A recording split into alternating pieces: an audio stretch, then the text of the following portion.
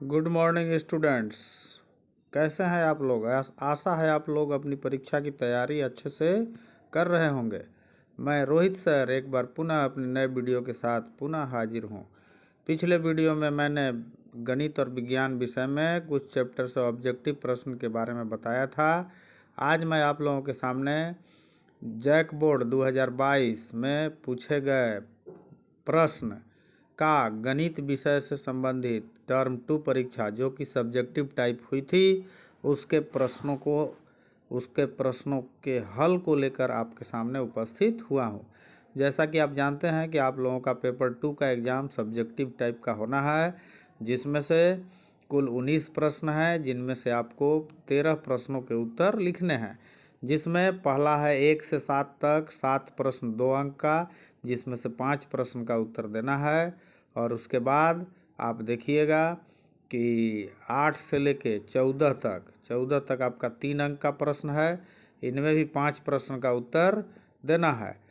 और उसके बाद 15 से 19 जो प्रश्न है 5 अंक का है, इसमें से 3 प्रश्न का उत्तर लिखना है।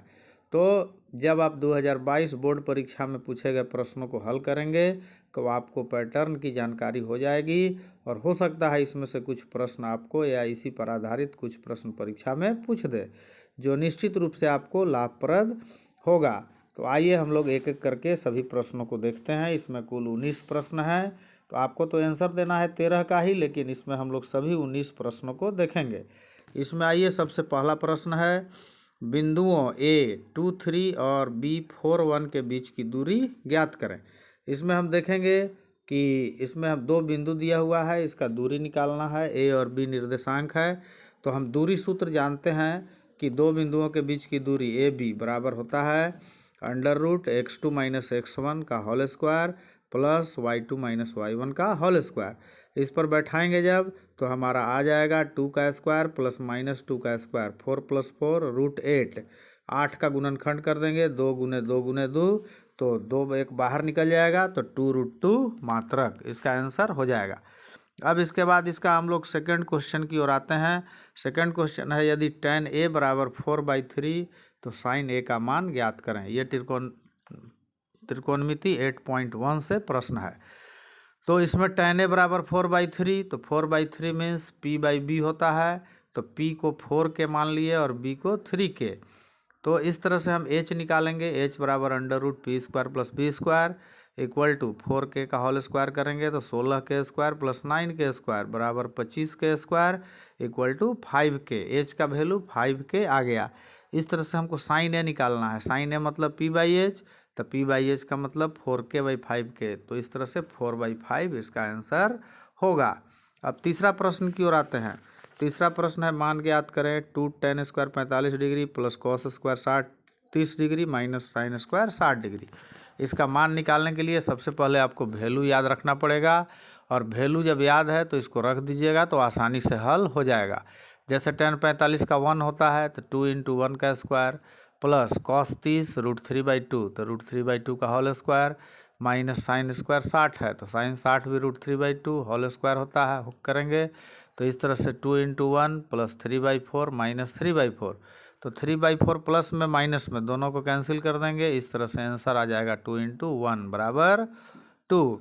अब हम आते हैं आगे चौथा नंबर प्रश्न। चौथा नंबर प्रश्न हमारा कहता है कि यदि sin 3A = cos A - 26 degree, जहाँ 3A न्यून कोण है, तो A का मान ज्ञात करें। हम सीधा देखेंगे sin 3A = cos A - 26 degree, तो हम फॉर्मूला जानते हैं कि cos 90 - थीटा बराबर sin थीटा। तो इसमें sin 3A या cos दोनों में से किसी एक को चेंज कर सकते हैं। यहाँ पर हम sin 3A को चेंज करेंगे तो sin 3A बदल जाएगा cos 90 - 3A, cos दोनों तरफ से कैंसिल कर देंगे, तो 90 - 3A बराबर आ गया A - 26। तो इस तरीक़ा से A को जब हम इधर लाएंगे तो आपका 90 + 26, तो 4A = 116 और A = 116/9 29 डिग्री। तो इस तरह से A का वैल्यू हमारा कितना आ गया, 29 डिग्री। इस तरह से हम आते हैं अगला क्वेश्चन, पाँचवा प्रश्न। एक शंकु की ऊंचाई 12 सेंटीमीटर और आधार की त्रिज्या 7 सेंटीमीटर है। इस शंकु का आयतन ज्ञात करें। मतलब ऊंचाई h दिया है और त्रिज्या, तो शंकु का आयतन हम जानते हैं 1/3 πr² h। इसका फॉर्मूला पर बिठाएंगे तो सीधा सीधा आ जाएगा। वैल्यू काटने के बाद 22 गुने 28 मतलब 616 वर्ग सेंटीमीटर या cm स्क्वायर लिख सकते हैं। अब आते हैं छठा प्रश्न। छठा प्रश्न है कि यदि 3, 4, 5, 17 और x का माध्य 6 हो तो x का मान ज्ञात करें, मतलब x का मीन निकालना है। तो यहाँ पर माध्य बराबर होता है प्रेक्षणों का योग बटा प्रेक्षणों की संख्या। तो माध्य 6 दिया हुआ है और जितना भी डाटा है उसको जोड़ देंगे, 3 + 4 + 5 + 17 + x और बाई 5। तो इस तरीक़ा से 6 = 29 + x बाई 5 आएगा। तो क्रॉस मल्टीप्लाई कर देंगे तो 29 + x बराबर 6 × 5 = 30, तो x बराबर 30 - 29, तो x का वैल्यू 1 आ गया। सातवां प्रश्न, यदि p बराबर 0.05 तो p नहीं की प्रायिकता ज्ञात करें।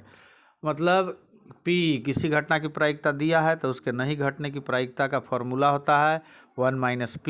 इस पर बैठाएंगे तो 1 - 0.05 तो आ जाएगा 0.95। इस तरह से यहाँ तक हमारा 2 अंक का जो प्रश्न है वह समाप्त हुआ।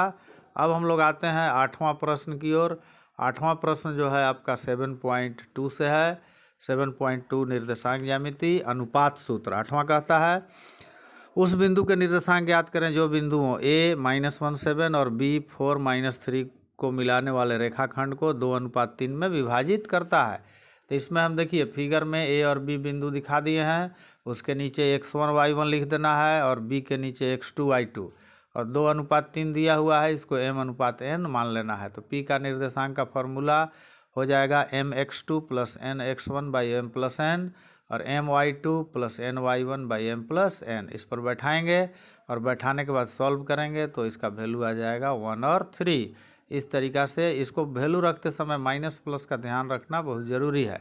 अब हम लोग आते हैं क्वेश्चन नंबर 9। क्वेश्चन नंबर 9 है उस त्रिभुज का क्षेत्रफल ज्ञात करें। ए बी सी का क्षेत्रफल ज्ञात है जिसके शीर्षों के निर्देशांक a -3 4, b -4 3 और c 8 6 है। मतलब ए बी सी दिया हुआ है तो त्रिभुज का क्षेत्रफल a b c का निर्देशांक दिया हुआ है तो निर्देशांक को पहले लिख देना है और उसके बाद वो x1 y1 x2 y2 x3 y3 जो फिगर में हम दिखाए हैं उस तरीक़ा से लिख दें ताकि हम आसानी से पहचान सकें कि x1 कौन है y1 कौन है। इस तरह से त्रिभुज का क्षेत्रफल क्या होगा, तो त्रिभुज का क्षेत्रफल का फॉर्मूला होता है 1/2 middle bracket x1 y2 - y3 + x2 y3 - y1 + x3 × y1 - y2। इस पर जब बैठाएंगे तो बैठाने के बाद जब सॉल्व करेंगे तो सॉल्व करने के बाद आ जाएगा 1/2 × 9 9/2 वर्ग मात्रक। तो इस तरीक़ा से ये भी प्रश्न 3 अंक में दिया हुआ है। अब आते हैं 10वां प्रश्न। 10वां प्रश्न जो है ये तो 3 अंक में यहाँ दिया हुआ है, लेकिन 2023 में जो परीक्षा होगी तो 10वां जो प्रश्न है उस तरह का कोई भी प्रश्न है तो 2 अंक में आएगा। 10वां है एक मीनार के शीर्ष का उन्नयन कोण उसके पाद से 15 मीटर की दूरी पर 60 डिग्री है। मीनार की ऊंचाई ज्ञात करें। यहाँ पर हम एक फिगर बना लिए हैं, ये भी एक मीनार है और मीनार का पाद बिंदु ए हो गया। ए से 15 मीटर की दूरी पर एक बिंदु है सी से मीनार के शिखर को देख रहा है तो उन्नयन कोण 60 डिग्री बन रहा है। तो मीनार की ऊंचाई ए बी एच निकालना है, इसको एच मान लिए हैं और ए सी है 15। तो हम त्रिभुज ए बी सी में चलेंगे तो ए बी सी में चलेंगे तो हम देखेंगे कि ए बी मैंने परपेंडिकुलर पूछ रहा है और बेस दिया हुआ है तो tan थीटा लगाएंगे। तो त्रिभुज ए बी सी में tan 60 डिग्री = AB/AC होगा। तो h/15 जब क्रॉस मल्टीप्लाई करेंगे तो h बराबर 15√3। ये मीनार की ऊंचाई 15√3 आ गया। अब आते हैं हम लोग 11 नंबर प्रश्न। 11 नंबर प्रश्न जो है ये यदि tan a + b = √3 और tan a - b = 1/√3 जहाँ a + b 0 और 90 के बीच है। क्वेश्चन बनाने में इसका ज़रूरत नहीं पड़ेगा, लेकिन a > b ये सब दिया हुआ है तो a और b का मान ज्ञात करें। तो हम सीधा जो आवश्यक डाटा है वो ले लेंगे पहले क्वेश्चन से। तो tan a + b बराबर है √3। तो tan a + b बराबर √3 को tan 60 डिग्री लिख सकते हैं। तो tan और tan जब कट जाएगा तो a + b बराबर 60, पहला समीकरण। और tan a - b बराबर 1/√3 है तो tan a - b बराबर tan 30 डिग्री, इसको हम लिख दिए। tan को काट दिए तो a - b बराबर 30। इस तरह से हमको 2 इक्वेशन मिला। अब दोनों को विलोपन विधि से सॉल्व कर देंगे। जैसे ए प्लस बी बराबर 60, ए माइनस बी 30, दोनों समीकरण को जोड़ देंगे। जोड़ने से बी और बी कट गया तो ए और ए 2a बराबर 60 30 90 हो गया, तो ए बराबर 90/2 कितना 45 डिग्री। इस तरह से ए का मान समीकरण 1 में रख देंगे। समीकरण 1 ए प्लस बी 60 है तो 45 प्लस बी बराबर 60, तो बी बराबर 60 माइनस 45 क्या डिग्री 15 डिग्री। ए 45 डिग्री और बी क्या डिग्री 15 डिग्री। इस तरह से हमारा ए और बी का मान निकल गया। अब 12वां क्वेश्चन आते हैं। 12वां में एक रचना है कि 7.6 सेंटीमीटर का एक रेखा खींचकर इसे 3:2 में विभाजित करना है। इसमें हम क्या करेंगे कि पहले स्केल से 7.6 सेंटीमीटर का रेखा खींचेंगे। उसके बाद क्या करेंगे कि ए से नीचे लगभग 60 डिग्री के कोण पर AP एक रेखा खींच लेंगे। इसको बिना नाप के खींचना है ऐसे ही।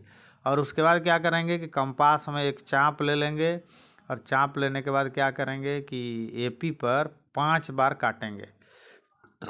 5 बार, चूँकि 3:2 में बांटना है तो 3 और 2 जोड़ेंगे तो 5 बार काट लेंगे। 5वां बिंदु P5 को B से मिला देंगे। उसके बाद क्या करेंगे कि P3 तीसरा बिंदु पर जितना P5 के बराबर कोण है उसको बना देंगे कंपास के सहायता से। और इस तरीक़ा से जो वहाँ C बिंदु हमको मिलेगा तो AC और CB जो अनुपात होगा 3:2 होगा। इस तरह से रचना हम बना सकते हैं। 13वां नंबर प्रश्न देखेंगे।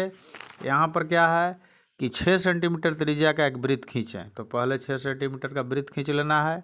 इसके केंद्र से 10 सेंटीमीटर दूर, केंद्र O है, इससे 10 सेंटीमीटर दूर नाप के एक बिंदु ले लेंगे P जो बिंदु है केंद्र से 10 सेंटीमीटर है। अब क्या करना है तो OP को लंबवत समद्विभाजित करना है। लंबवत समद्विभाजित करेंगे तो जो डॉटेड लाइन से रेखा खींचा हुआ है L बिंदु मिला है। अब क्या करेंगे कि L को केंद्र मानेंगे, माने L पर कंपास रखेंगे और पेंसिल O पर ले आएंगे और उसको त्रिज्या मानकर, मतलब L को केंद्र और LO को त्रिज्या लेकर वृत्त खींच लेंगे। और वृत्त जब खींचेंगे तो पहला वाला वृत्त को A और B बिंदु पर काटेगा। और फिर क्या करेंगे लास्ट में कि P को A से मिला देंगे और P को B से मिला देंगे। और P और PB दोनों क्या है स्पर्श रेखा है। ये दोनों में से हो सकता है कि एक क्वेश्चन परीक्षा में आ जाए। इस बार ध्यान से इसको पेंसिल कंपास इसका प्रयोग करते हुए इसको सॉल्व कर लेंगे। अब आते हैं 14 नंबर प्रश्न। 14वां जो क्वेश्चन है ये प्रायिकता पाठ से है। प्रायिकता मतलब लेसन 15। एक पासे को एक बार फेंका जाता है तो प्रायिकता ज्ञात करें। तो विषम संख्या का, सम संख्या का और अभाज्य संख्या। तो पासा को जब हम एक बार फेंकेंगे तो कुल संभावना NS होगा 6, क्योंकि पासा में 1 से 6 तक लिखा हुआ रहता है, कोई अंक आ सकता है। तो इस तरह से कुल संभावना 6 हो गया। पहला निकालना है विषम संख्या। इसमें विषम संख्या कौन कौन है 1 3 5, तो इसलिए अनुकूल संभावना NE हो जाएगा 3। तो प्रायिकता बराबर होता है NE/NS। तो 3/6 काटेंगे तो 1/2। दूसरा है सम संख्या की प्रायिकता ज्ञात करें। दूसरा में देखेंगे सम संख्या कौन कौन है इसमें, तो 2 है 4 है 6 है। तो यहाँ भी NE 3 हो जाएगा। तो इसलिए प्रायिकता बराबर NE/NS 3/6, ये भी 1/2 आएगा। तीसरा है एक अभाज्य संख्या। अभाज्य संख्या इसमें कौन कौन है 2 3 और 5। कभी कभी लोग 1 को भी अभाज्य संख्या समझ लेते हैं, लेकिन 1 अभाज्य संख्या नहीं है। 2 है 3 है और 5। तो इस पर अनुकूल संभावना यहाँ NE3 होगा और प्रायिकता NE/NS बराबर 2/6 1/2। ठीक है, इस तरीक़ा से आप 14वां क्वेश्चन को आसानी से बना सकते हैं। क्वेश्चन नंबर 15 यहाँ से अब स्टार्ट हो गया लॉन्ग आंसर। मीनार के आधार से सरल रेखा में 4 और 9 मीटर की दूरी पर स्थित 2 बिंदुओं से मीनार के शिखर के उन्नयन कोण पूरक पाए जाते हैं। सिद्ध करें कि मीनार की ऊंचाई 6 मीटर है। यहाँ पर AB एक मीनार है और मीनार से 4 मीटर की दूरी पर एक बिंदु C ले लिए हैं, और मीनार के पाद बिंदु से ही A से 9 मीटर दूर एक बिंदु D है। तो C और D से जब मीनार को देख रहा है ऊपर, तो उन्नयन कोण पूरक पाया जाता है। पूरक का मतलब होता है दोनों का जोड़ 90 डिग्री। मतलब ACB कोण को अगर हम थीटा मान लें तो एंगल ADB जो होगा वह 90 - थीटा होगा। तो इसमें नीचे लिख दिए हैं कि AB एक मीनार है, C और D बिंदु से मीनार की चोटी का उन्नयन कोण पूरक है। तो AC 4 AD 9, माना मीनार की ऊंचाई AB बराबर H, यहाँ पर H लिख दीजिएगा, और एंगल ACB बराबर थीटा और एंगल ADB बराबर 90 - थीटा। अब हम क्या करेंगे कि त्रिभुज ए बी सी में फॉर्मूला लगाएंगे, tan थीटा बराबर ए बी बाई ए सी। तो tan थीटा बराबर हो गया ए बी एच है और बटा 4, तो ये पहला समीकरण हो गया। त्रिभुज ए डी बी में चलेंगे तो tan 90 माइनस थीटा बराबर a b by a d, तो ए बी है एच बाई 9 और tan 90 माइनस थीटा फार्मूला से होता है, त्रिकोणमिति का सूत्र है कॉट थीटा, तो कॉट थीटा बराबर एच बाई 9, तो कॉट का उल्टा tan थीटा होता है, तो इसको 9 बाई एच उलट दिए, लिख दिए। तो इस तरह से दो समीकरण मिला, tan थीटा बराबर एच बाई 4 और tan थीटा बराबर 9 बाई एच, दोनों में एल एच एस बराबर है, अतः आर एच एस बराबर होगा। तो एच बाई 4 बराबर 9 बाई एच, क्रॉस मल्टीप्लाई करेंगे, एच स्क्वायर बराबर 9 चौके 36, अब एच बराबर √36, 6 मीटर। इस तरह से मीनार की ऊंचाई 6 मीटर आया, जो कि सिद्ध हो गया। अब इस तरीक़ा से हम लोग आते हैं 16वां प्रश्न। 16वां प्रश्न जो है आपका लेसन 13 से दिया हुआ है।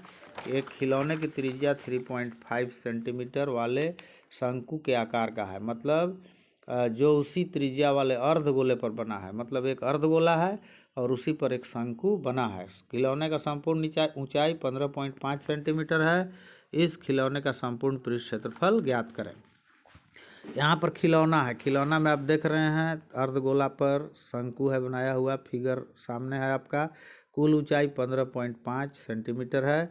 तो शंकु तथा अर्धगोला दोनों का त्रिज्या कितना दिया हुआ है 3.5, तो कुल ऊंचाई 15.5। ध्यान से देखिए, कुल ऊंचाई में शंकु का ऊंचाई और नीचे अर्धगोला का त्रिज्या, तो एच प्लस आर बराबर हो गया 15.5, तो आर 3.5 रख देंगे तो एच हो जाएगा 12 सेंटीमीटर।